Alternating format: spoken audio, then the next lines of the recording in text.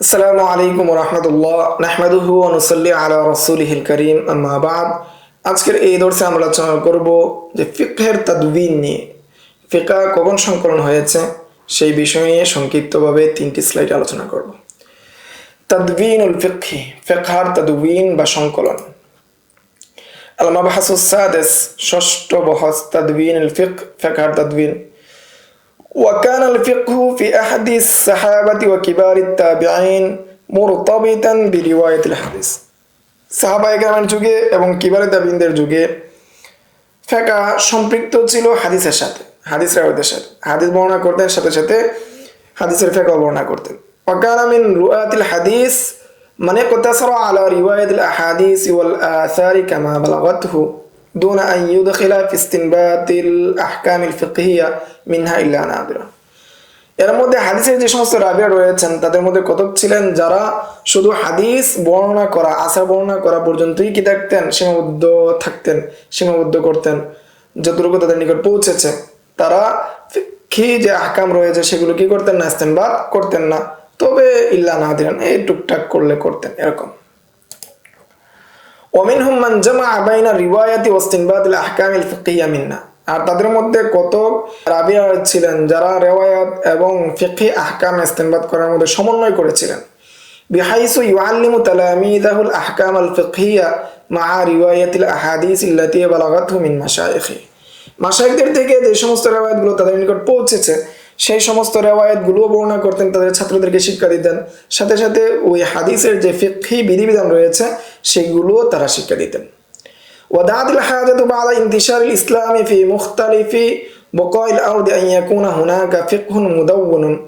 যে যখন ইসলাম বিভিন্ন শহরে পৌঁছে গিয়েছে, ছড়িয়ে গিয়েছে, বিভিন্ন দেশের মধ্যে ইসলাম পৌঁছেছে, তখন প্রয়োজন দেখা দিল যে একটা ফিকহ কি হবে, মুদাওয়ান হবে, ফিকহি বিষয় লেখা হবে। يمكن أن يصير مرجعا للعامة والخاصة عندما يحتاجون إلى معرفة الأحكام الفقهية في حياتهم। যাতে করে সম্ভব হয় সাধারণ মানুষ এবং বিশেষ মানুষরা যাতে করে তারা কি প্রয়োজনের সময় ফিকহি বিধিবিধান জানার জন্য, জীবনের জন্য যে ফিকহি বিধিবিধান রয়েছে সেই জানার জন্য, সেই বিষয়গুলো জানার জন্য যাতে করে সেদিকে তারা ফিরতে পারে, সেই বিষয়গুলো থেকে তারা জানতে পারে। فدون بعض التابعين الأحاديث والآثار مرتبة على الأبواب الفقهية। ফলে কতক তাবিঈন হাদিস এবং আসারকে কি করেছেন, তাদউইন করেছেন ফিকহি বাব অনুযায়ী। কারণ যালিকা বিদায়াতান লিতাদউইনিল ফিকহি, আর সেটা ছিল হাদিস ফিকহ তাদউইনের শুরুর যুগ। মিসলু আল আবওয়াব লিশাবি, যেমন ইমাম শাবির আবওয়াব, ওয়া সুনান মাকহুল আশ-শামি রাহিমাহুল্লাহ তাআলা, এবং মাকহুল শামির সুনান। তারা কি করেছেন যে মানুষের প্রয়োজনে হাদিসগুলোকে বাব বাব অনুযায়ী এবং আসারগুলোকে বাব বাব অনুযায়ী সাজিয়েছিলেন। وذكر رماه الموسي رحمه الله تعالى أن أول من صنف وبوب الربيع بن سبيح بالبصرة। প্রথমে যে ব্যক্তি কি করেছে, তাসনিফ করেছে এবং বাব অনুযায়ী সাজিয়েছে তিনি হলেন রবি ইবনে সুবাইহ বসরার মধ্যে। সুম্মা সাঈদ ইবনে আরুবা বিহা, এরপর সাঈদ ইবনে আবি আরুবা ও মামর ইবনে রাশিদ বিল ইয়ামান, মামর ইবনে রাশিদ ইয়ামানের মধ্যে করেছেন। ওয়াবনু জুরাইহিন বিমাক্কা, ইবনে জুরাই তিনি মক্কার মধ্যে করেছেন।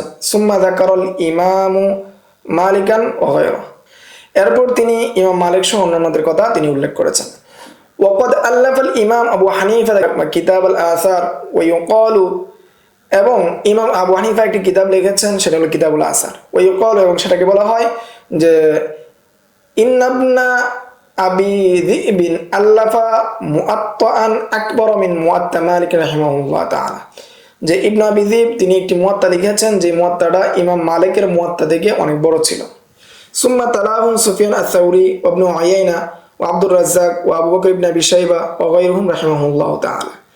এরপর পরবর্তীতে যারা কি লিখেছেন তারা হলেন সুফিয়ান সাউরি, ইবনে উয়াইনা, আব্দুর রাজ্জাক এবং কি আবু বকর ইবনে আবি শাইবা এবং অন্যান্যরা কি করেছেন, ফিকহি বাব অনুযায়ী হাদিস এবং আসার সাজিয়েছেন। এই ছিল ফিকহ তাদউইন সম্পর্কে সংক্ষিপ্ত আলোচনা। সামনের দর্সে আমরা এই বিষয়ে আরো আলোচনা করব ইনশাআল্লাহ। আসসালামু আলাইকুম ওয়া রাহমাতুল্লাহ। ومن يؤت الحكمة فقد أوتي خيرا كثيرا وما يذكر إلا أولو الألباب